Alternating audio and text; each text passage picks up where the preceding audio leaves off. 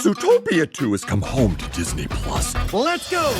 Get ready for a new case. We're gonna crack this case and prove we're the greatest partners of all time! New friends. You are... Gary the Snake. And your last name? The Snake. Dream team. And new habitats. Zootopia has a secret reptile population. You can watch the record-breaking phenomenon at home. You're clearly working at. Zootopia 2, now available on Disney Plus, rated PG. Welcome back to another episode of One Bad Night, where I bring you a story about a situation that didn't have to happen, two strangers crossing paths, and somebody didn't make it out alive. Now listen, I'm going to ease up off Atlanta this week because I know I've been dragging y'all down I-75 for a minute. And Cleveland said, hold my beer. And when I started digging through my stories, my list, I had to pull this one out the bag for y'all. So if you're new here, hey y'all, I'm Tiffany, your favorite cousin with a microphone, bringing you Black true crime, real conversations, and the kind of stories that leave you staring at the wall after it's over. And today's story, now y'all already know it's messy, it's tragic, very unnecessary, and it's honestly one of those cases where one bad decision changed multiple lives forever. So I need you to go ahead, grab your drink, lock your doors, and get comfortable. Now, let me tell y'all what had happened.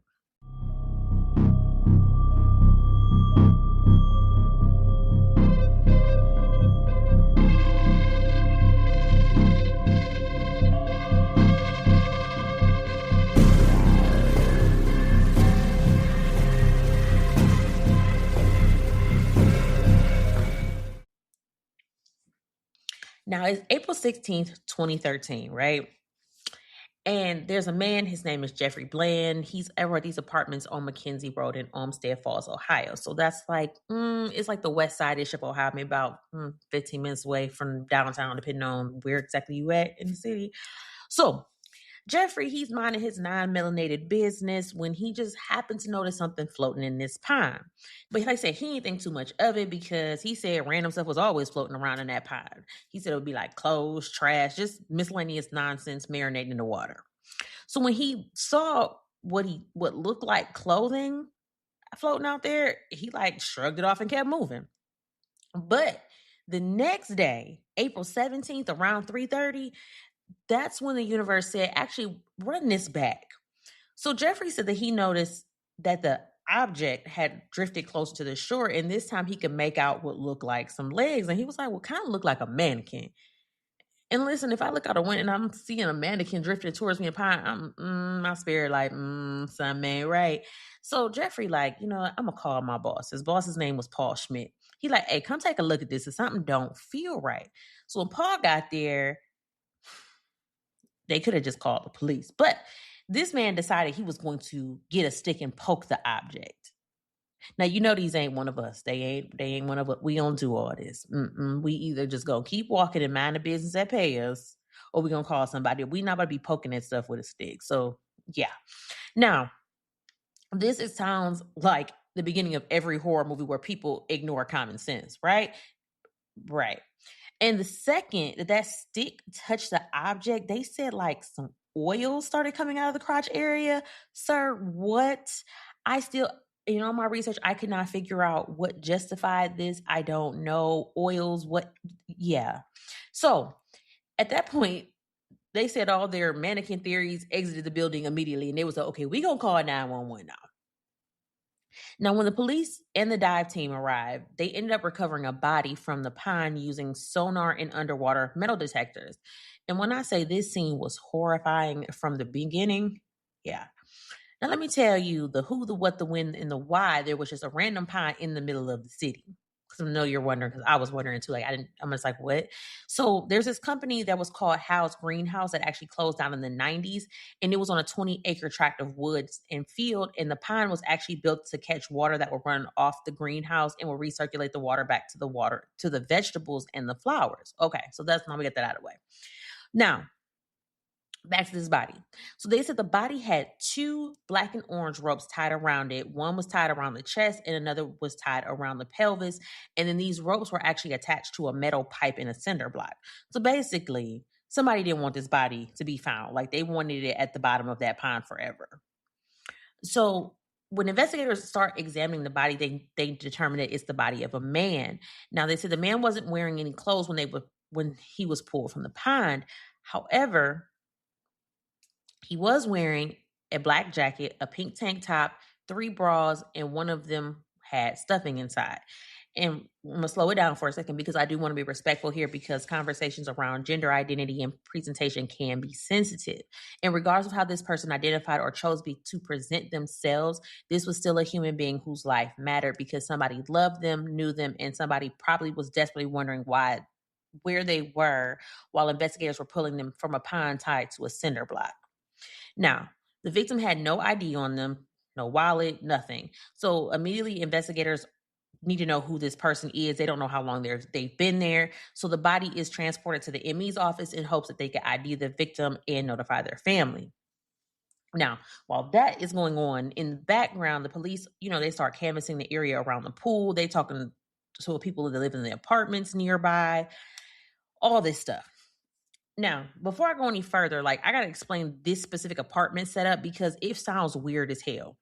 So Jeffrey had told the investigators that he had been living in this apartment since about January, February 2013. But technically, the apartment wasn't even leased to him. It was actually leased to a man named Jason Quinone. Now, Jason, it's a lot of names in this story, so you just got to keep up because it's a lot of names in this story and people and moving parts, but it'll all come together. So Jason wasn't really staying at the apartment. He was actually living with his girlfriend, Irene, over in Columbia Station. So basically what he was doing was he was subletting his apartment. And these apartments, they were sitting above a garage, and it was only 2 units total in this apartment building. And they said one of them had been vacant for a real long time. So it was real isolated, quiet, is giving real bad things that happen over here, unnoticed type vibes. Now, the landlord knew that Jason was subletting his apartment, and he just let it ride. I guess he considered Jason a good tenant, and he paid his rent on time, so he didn't really care what was going on. So cool. Now, this is where I start side-eyeing hard, because Jeffrey said he's been living there since January or February. And when the police get there and start canvassing stuff, I need to know how y'all didn't know that something wasn't right. They said, because mind you, we're in April. This man said he moved in January, February. Months have gone by. They said there was blood splatter on the walls in the stairway leading from the garage up to the apartment. And I'm not talking about these was tiny spots. We're talking visible blood evidence on the stairwell walls, like somebody had a violent, terrible night. And like I said, this is April. So I know the police probably sitting there so how come nobody has reported this? Because ain't no way I'm walking upstairs with blood on the walls every day carrying groceries like life is normal. I'm not. I can't. No. Now, police, they start collecting the blood samples throughout the stairwell because it's becoming crystal clear the pond may not have only been the primary crime scene. And that pond was looking more like a drop-off location. So the investigators, they start searching the garage underneath the apartment. And when I tell you that garage started snitching immediately, they found rope that was similar to the rope wrapped around the victim's body in the pond. Same, it was identical shit. But then they found tarps in the garage that had blood stains on them too. And at that point, they already know oh, we got a whole hell of a mess on our hands. So like I said, there's blood in the stairwell, tarps in the garage, there's rope, and you got a body dump attached to a metal pipe and a cinder block. They didn't just want this person dead. They wanted them erased. So when the autopsy came back, police realized this case was way, way, way, way, way worse than what they thought. Now, listen, so they had to put out, the police actually put out a report. I don't know how they did this, but they were checking around to see if anybody had been reported missing. And they found a missing person report in Cleveland, because this is a different jurisdiction. Olmsted Falls, like a little bitty suburb. So they actually are able to ID the person, and it came back as Carl Edward Jr., but she was also known as Cemia, aka CeeCee Dub Acoff. And the description just so happened to match, so they believe they have ID'd their victim. Now, the ME determined that CeeCee could have been placed in that pond anywhere between December 2012 in March 2013. So that is a huge freaking window. That's like a 4-month window. Like, that's crazy. So, like I said, that means while people were walking around, living life, paying bills, going to work, CeeCee could have already been sitting at the bottom of that pond for possibly weeks or months. And the autopsy did confirm that this was a homicide. And CeeCee's cause of death was stabbing. And when I tell y'all, this attack was brutal, unnecessary. She suffered they said at least 28 stab wounds to the neck, head, chest, and arms. And we all know, if you're a true crime junkie, you know, stabbing is personal. Stabbing takes time. It's not like a gunshot and you just shoot them and you walk off and no, this takes time. A lot of time, because then you have to think like you're up and down and up and down and up, like that takes so much force. Like the pain, my God. Like I said, it wasn't a quick attack, and that is somebody's just straight up rage. Now, investigators, they also found a fracture to her hyoid bone. I think I pronounced that right. You would never know. I was in the medical field for 10 years. Hyoid. That's what it sounds like anyway. I am far removed. Anyway, that's often associated with strangulation or some type of pressure being applied to the neck. So not only was she stabbed repeatedly, but there were also signs that she may have been strangled as well. Like, what the fuck do you have going on? So all this is happening, and like I said, they had to inform CeeCee's family that she was found, and unfortunately, she was found deceased. So I'm going to tell you a little bit about her. She was born in Cleveland around 1993 to her mother, Martha, and we're going to assume that her daddy was Carl Edward Acoff Sr. because she was a junior. So now, Martha said, like, sweet young lady. I mean, can't really say nothing bad. Like, I picked up a couple of small misdemeanors. Like, that's not even important. But somebody that basically didn't deserve to die. Okay, that's all I can say. Somebody that didn't deserve to die. So, according to Martha, her mom, she said around 2010, CeeCee started dressing like a woman and began going by Cemia, like we said. And at the time that she disappeared, she was still living with her mother. 20 years old. That's a baby. I have a 20-year-old. That's a baby to me. Now, this next part really caught my attention because the timeline just ain't sitting right with me. Now, the last time somebody had reportedly heard from CeeCee was January 3rd of 2013. Her little cousin had spoken to her through Facebook Messenger. Now, the little cousin's mama was Nicole Canty, and she later confirmed the contact. She said that she didn't really talk to CeeCee all like that, but that her and her daughter were really close, but she would, keep up with her on social media. You know how things go. Life just be life, and you keep up people on social media. Like, that's what we have come to these days. But here's the thing. If January 3rd was the last time that anybody had heard from CeeCee, why was she not reported missing until March 29th, 2013? That's almost 3 months. Especially coming from the mom. Now, I don't know if there was a reason, but I would have reported my kid missing a long time ago. But that's just me. Now, they said there was a Facebook post that was posted on January 22nd, 2013 that just said, quote, "Good night, world." But after that, there was nothing. And like I said, we are now in mid-April, little after mid-April. And when you line that up with what the Emmy was saying, that she could have been in the water during that same time frame, yeah. So as investigators started digging deeper into CeeCee's life, they learned that she had been, offering up some strange for a piece of change on a website called Photo Bucket. Never heard of it. Now, her mama didn't know about this, and I guess the cousin said she didn't know about it either. Kids gonna do what they gonna do. At 20, you still don't know what the hell you doing with your life. They're just a year removed from being a teenager. They just turned 20. They're not 19 anymore. And your frontal lobe isn't developed, so you don't make the best decisions at 20. Now, they had to figure out if one of these interactions actually led CeeCee into the hands of her killer. So literally, like I said, they're canvassing this entire area. And I swear, I feel like God be putting clues in place to solve these murders. Ain't no way. So the day after her body was found, the PD actually stumbled across, they said it looked like a kind of random tiny piece of trash. But let me tell you how this was a piece of mail. And that mail started snitching. So it was literally, they said it was laying on the ground outside of 7168 Mackenzie Road, and it was an envelope from Metro Health, and it was addressed to a man named Andrew Bridges. Now, what's the odds? Now, police, like I said, they got a body in a pond, they got blood in the stairwell, they got bloody tarps in the garage, ropes matching what was tied around CeeCee's body. So they looking at everything. And like they was like, something was just like, don't throw that mail away. Just keep it. So they actually ended up getting a search warrant because it's not illegal to be going through people's mail, and they did it the right way. They get this search warrant, they crack this envelope open, and inside it's a hospital bill showing that this Andrew Bridges had been to Metro Health for treatment on July 6, 2013. Yes.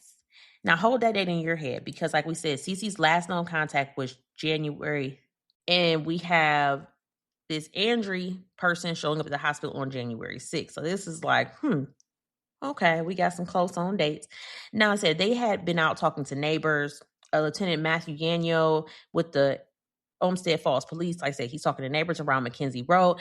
And one of the neighbors just so happened to mention, now again, they better than me because I wouldn't have remembered this because again, we're 3 months and some 3.5 months later. But it's like, yeah, you know what? I remember around that weekend, a taxi had been coming and going from that apartment during those first few days in January. Me, I don't be paying attention to my neighbors like that. I wouldn't have known. But listen, Lieutenant Yanyo must have turned into Olivia Benson immediately because this man starts calling every taxi company he can think of, trying to find if there were any rides connected to that apartment. And Lord knows how many. Well, taxis weren't a big thing. I've never really seen many taxis. Maybe he didn't have to call around too much. I don't know. But anyway, this ends up leading him to a Tim Lewis, who is a general manager of Ace Taxi Services. Now, Tim like, okay, well, he get the digging through GPS records, and he finds out that one of their cabs had actually gone to 7168 Mackenzie Road, and it was twice during the early mornings of January 5th, 2013. But let me tell you how. Ace Taxi also kept recordings of customer calls. And let me tell you how, but when they pulled these recordings, so the very first call, it was a call requesting a pickup from a 911 Rondell Road in Cleveland and going to a 7168 Mackenzie Road in North Olmsted. And when they dig into this number that was calling in, the phone number ends up belonging to an Andrew Bridges. Yes, that same Andrew Bridges that they found that hospital bill from Metro Hospital that he needed to pay. Now, there was not only one call, there were actually three. And these three calls were all made about within 20 minutes of each other. They came in at 7:31, 8:06, and 9:23 a.m. And like I said, this is where things start getting real specific and real ugly. Now, the original request asked specifically for a female passenger pickup from Rondell Road. Then another call came in asking how much the fare would be from Rondell to Mackenzie. Now they be like, oh, okay, so somebody's talking a bit too much. So then when they get the GPS records, it shows that the Ace Taxi arrived at the Mackenzie Road apartment around 9:20 that morning from the pickup at 911 Rondell. Now, after that, the cab traveled southbound on Mackenzie Road toward Cook Road. They said it sat there for a few minutes and then it returned back to 7168 Mackenzie Road around 9:33 a.m. So then they had to go pick up this driver. His name, and I am about to butcher the mess out of this, and I apologize in advance.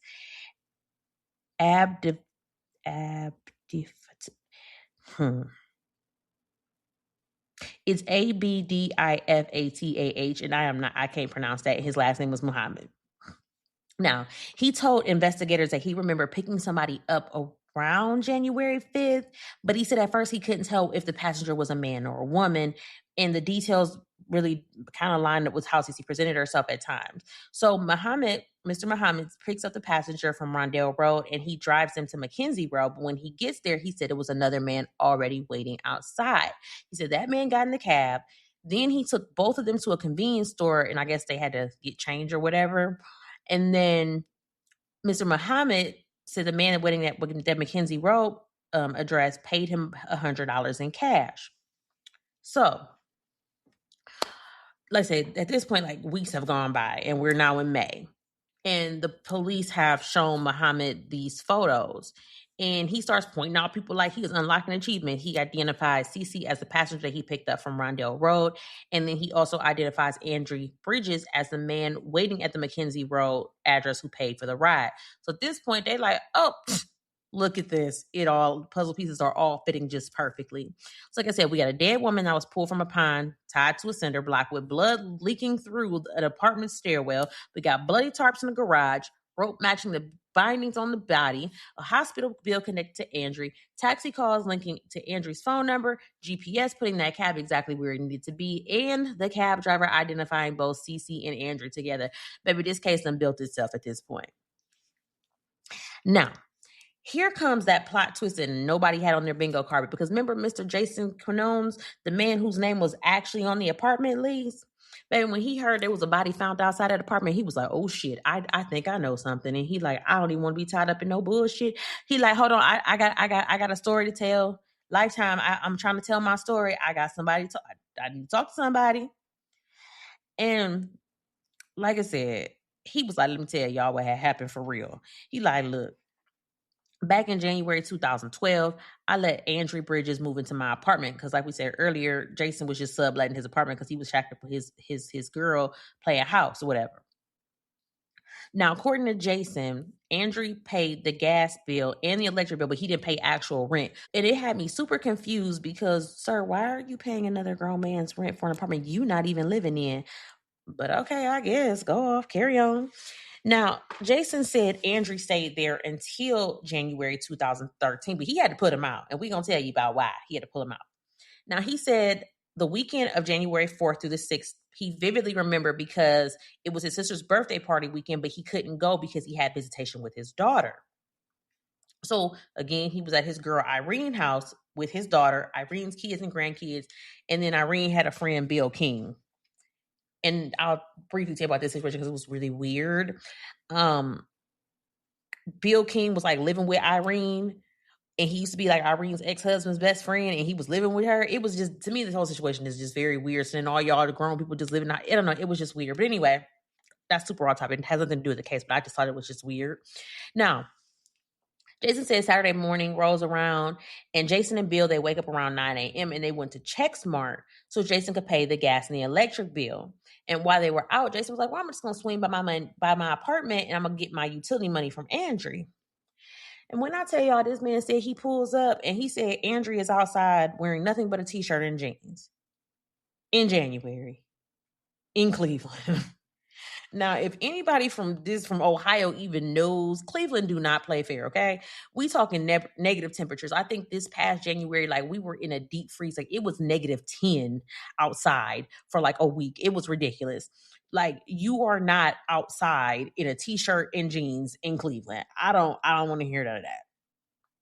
But let me tell you how it gets even weirder. They said this man, Andrew, was just outside with a fire pit, just random. What are you got? What you got? It wasn't no wood in it either. Because what you got going on? He said he was burning carpet padding and some denim material, and that's not suspicious to you? Because that's very suspicious to me. What do you have going on at my apartment, sir? You making my apartment hot? I don't know. You gotta go. I don't even want to know what it is, but something ain't right, and I don't want to be involved. Now, Jason also wanted them to note that he said that Andrew's eyes looked, quote, wild, and he said one of his hands was like gushing blood. That's probably why he went to Metro Hospital. And for some random reason, that man, Bill King, they say he just decided to stop a picture of Andrew standing there looking like the final boss of bad decisions. But that photo ended up being so helpful later. Now, according to Jason, Andrew basically said, something happened, but I'm going to take care of it. And then he was like, hey, but you can go home now. And Jason was probably like, this is like some regular crackhead chaos. He probably like, man, this dude tripping, but he ain't thinking like it's a murder scene. So he like, well, shit, I'm just gonna go up to my apartment anyway. You can't tell me I can't go up in my shit. And baby, when I tell you that apartment looked like hell had clocked in when he got up there. He said there was blood all the way up the stairs. He said the apartment door had been kicked in. The table was flipped over. A heater had blood all over it. He said it was blood on the floor, on the counters. There was blood smeared on the counters, like somebody had tried to wipe the scene down, but then just gave up halfway through. At this point, Jason was like, what the fuck didn't happen in here? And he said Andrew was like, well, let me tell you what happened. What happened was, like, some of your friends that came by here, and I think they was looking for you, but you wasn't here, so they drummed me instead. But then he was like, but then I beat him up. Sir. Now, Jason was like, he like furious wasn't even like the word. It's like he livid. I don't even know. Like, because what do you do when you come in your apartment look just like a freaking bloodbath? Like, and I mean, he probably didn't think nobody had been murdered in his apartment, but he was like, my place is like freaking destroyed. So he was like, you know, clean this shit up and get the fuck out. And I'm sitting there like, Jason, baby, you walked into what looked like a low budget slasher film set, and your response was basically, you better mop up before you leave. That's all you got. Now, after Andrew moved out, Jason decided he was going to, you know, go back to the apartment and really look around and assess the damage. And then when he got there, he like, hold the fuck up. Where's all my shit? He said, this man said one of his rugs was missing, his comforters was gone, his bed sheets, his pillows, his bathroom decor tiles. Now, hold on. Now, why are you going to take not the decor tiles? Because everybody know Black people got two types of tiles. The tiles you can actually use, and you got the decorative tiles that you better never touch unless you about to fight somebody, okay? Where my decorative tiles, though? Where my decorative tiles at? Where are they at? But then it gets worse. This man said a long runner rug was missing. The heater was gone. He said there was a rug piece that sat outside his front door gone. Like, what did you leave behind?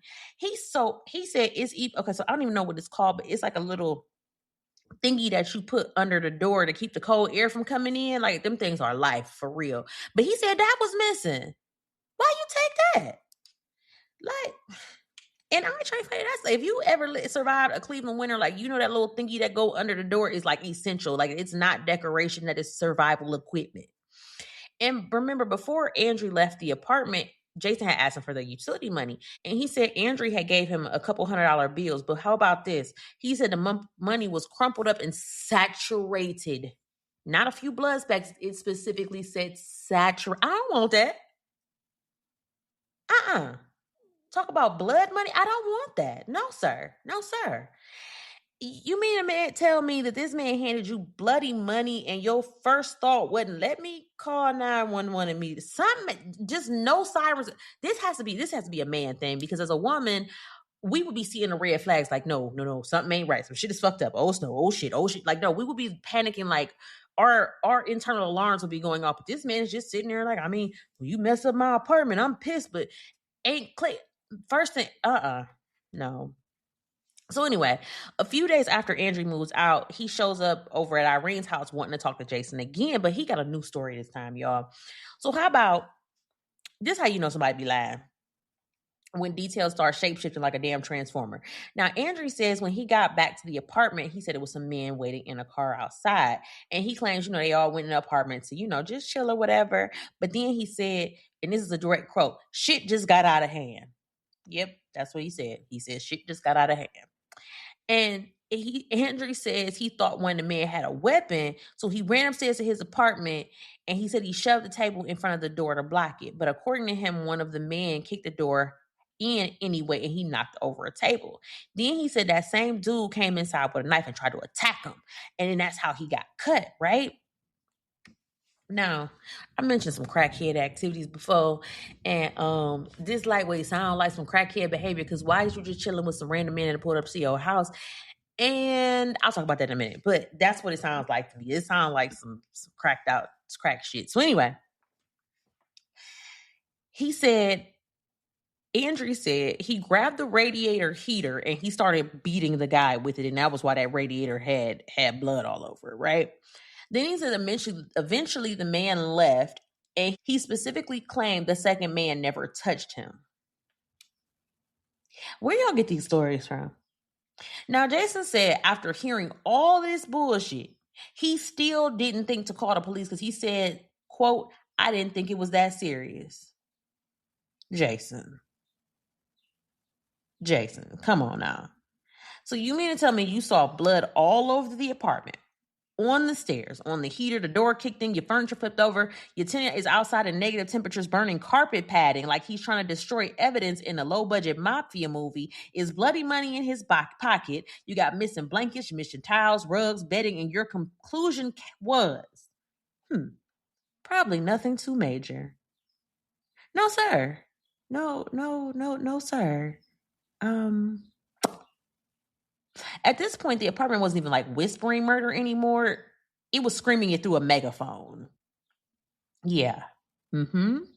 Now, Jason said he actually believed Andrew's story at first. Which one? Which version? I'm just curious.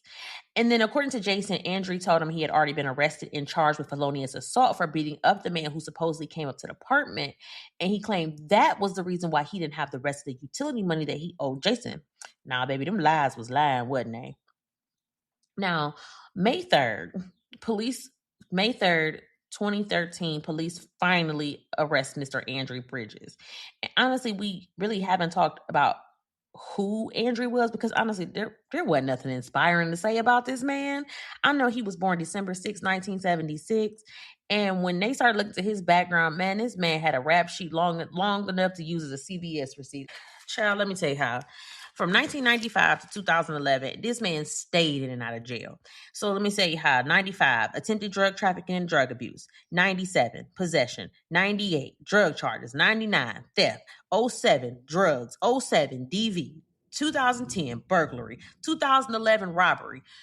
I told you I think he was on some crackhead shit. He tried to sell it at some point. Child, it was just doing the most. So it's kind of like, why you letting crackheads stay in your apartment? Especially these ones in Cleveland. They ain't no good. So anyway, like I said, just chaos with a birth certificate. I don't know what you want me to say about the man. He just stayed in jail. Like, golly, like, what's going on? What's going on? Is it that good? Never mind. Anyway, let's say, but I guess murder was next up on the agenda. It only makes sense, right, from those charges. So police, they go ahead, they charge him with murder. They charge him with felonious assault, tampering with evidence, and abuse of a corpse. And of course, he pled not guilty. They said that man's bond at $5 million. That's one thing about Cuyahoga County. They don't be playing with them bonds. They will set your bond at $5. They will set it high as hell. And I think it's like an insult because instead of just denying you bail, they set it at a really, really, really high amount that they know you can't pay. I think that's what they do. And I think they do it on purpose. I think it's a psychological thing. But anyway, nobody was coming to rescue his raggedy ass. I promise you wasn't nobody coming. Now, when the police interviewed Andrew, this man, he tried to explain away the cuts on his hands because they had that picture that Mr. Bill King took, had that picture. And according to Andrews, he got them cuts because he was opening a can while making dinner for his girlfriend. Sir, a can? Out of all the lies available in the universe, that's the one you grabbed. Okay. So he also denied knowing CeeCee or knowing anything about what happened to her. But y'all know how that goes. You know, that story started doing cartwheels. Then he like, okay, wait, I might know a little something. So he was like, so what happened was, it was actually Jason and Bill who had wanted a prostitute, right? I just called a taxi and got her there. That was all I did. I just called a taxi for the prostitute to get her to Jason and Bill.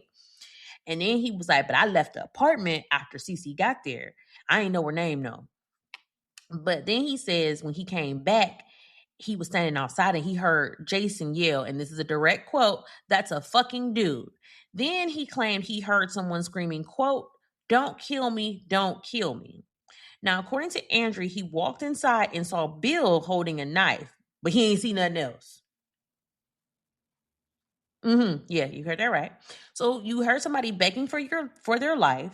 You walked into a bloodbath, and your response was basically, "Well, I'm Ray Charles. I don't see shit." That was your response. You was Ray Charles to the bullshit. That's what happened. Okay. And then he says when he came back the next day, he didn't notice nothing strange. So he just started making dinner for his girlfriend, and that's when he cut his hand opening a can. What was you making for her that you needed a can? See, that's why you can't let me in cook for you. You can't eat at everybody's house. So then he claimed that Jason later came over and saw the blood and got mad because Andrew messed up his belongings. Sir, please. That's the story that you came up with after all this thinking. You had months to come up with a story, and that's the best you came up. He a crackhead. I don't even know why. Never mind. It makes sense. Never mind.